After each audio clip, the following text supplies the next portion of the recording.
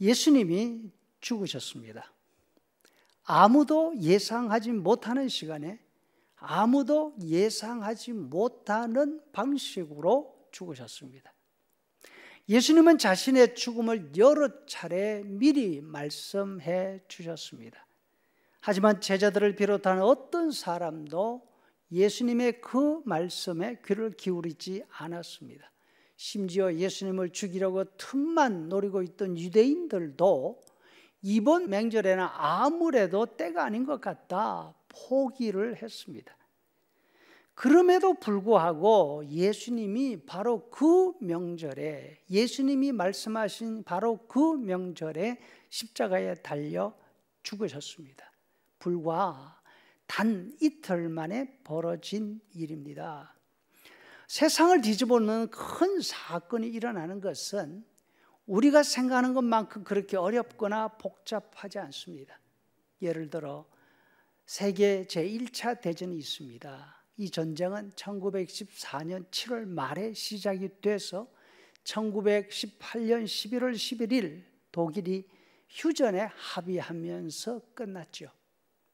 이 전쟁은 4년 이상 온 유럽을 전쟁의 구렁텅이로 몰아넣었습니다. 죽은 사람만 2,500만이었습니다.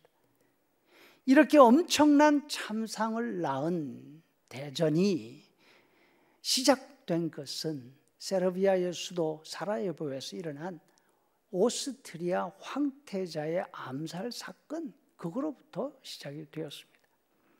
예수님의 죽음도 아무도 예상하지 못한 곳에서 시작이 되었습니다.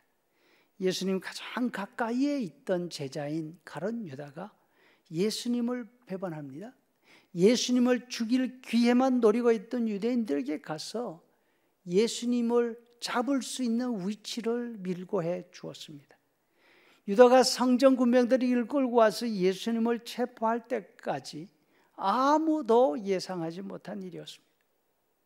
제자들을 비롯한 예수님을 따르는 사람들은 이번 명절을 통해서 예수님께서 거사를 완성하실 것이라고 생각했습니다. 예수님을 왕으로 모실 기대에 가득 차 있었고 제자들은 예수님 나라를 어떻게 조각할 건가 머리가 복잡했죠.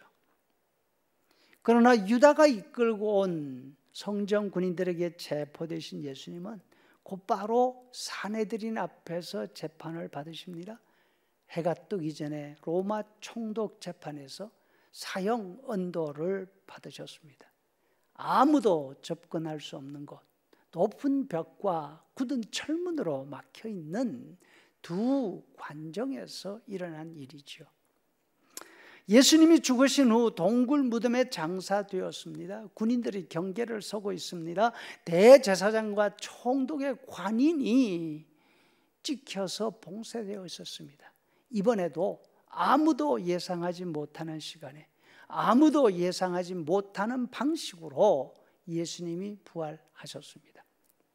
예수님은 여러 번 자신의 부활을 예고하셨습니다. 아무도 귀담아 듣지 않았습니다. 믿지 않았습니다. 부활하신 예수님을 만난 여인들이 제자들에게 가서 예수님이 부활하셨다고 말해 주었습니다. 예수님의 말씀을 전했습니다. 그러나 제자들 가운데 예수님의 부활을 믿는 사람 아무도 없었습니다. 예수님이 자신들 앞에 나타나실 때까지. 그 후 예수님은 40일간 수시로 제자들에게 나타나셨습니다. 함께 식사를 하셨습니다. 앞으로 제자들이 할 일을 일러주셨습니다. 무엇보다도 예수님 자신이 하나님께로 올라가실 것을 말씀해 주셨습니다. 또 제자들이 예수님과 함께 한자리에 모여 있습니다. 예수님이 하늘로 올라가시는 모습을 보고 있습니다. 제자들 곁에는 천사 둘이 있었습니다. 천사들이 제자들에게 말합니다. 갈릴리 사람들아, 왜 너희는 여기에 서서 하늘만 쳐다보고 있느냐고. 제자들은 예수님의 승천도 믿지 못했습니다. 하늘로 가시는 모습을 보면서 의아해하고 있습니다. 이런 제자들을 천사들이 꾸짖습니다. 아직 아직도 예수님의 말씀을 귀담아 듣지 않고 아직도 그 말씀을 믿지 못하는구나. 예수님이 말씀하신 모든 일은 다 말씀하신 그대로 이루어졌습니다. 이제 남은 일은 예수님이 다시 오신다는 말씀 하나입니다. 제자들은 예수님의 죽으심도, 예수님의 부활도, 예수님의 승천도 그 일이 일어나기까지 믿지를 못했습니다. 여러분, 우리는 어떻습니까? 예수님이 다시 오신다는 말씀에 귀를 기울이고 있습니까? 그 말씀을 믿고서 기다리고 있습니까?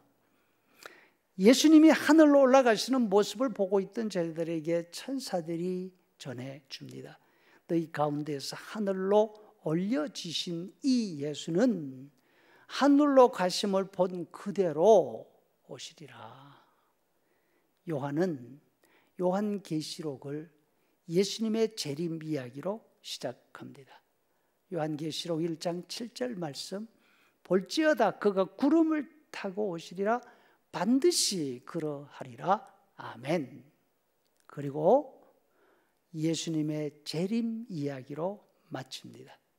계시록 22장 20절 말씀, 내가 진실로 속히 오리라 하시거늘 아멘. 주 예수여 오시옵소서. 우리가 알듯이 요한은 예수님을 믿는 믿음으로 인해서 우리 가운데 가장 고통스러운 삶을 살았습니다. 그러나 예수님이 다시 오신다는 약속이 요한에게 힘이 되었습니다. 용기를 주었습니다. 우리에게도 예수님의 재림 약속이 우리의 소망이 되어야 할 줄로 믿습니다.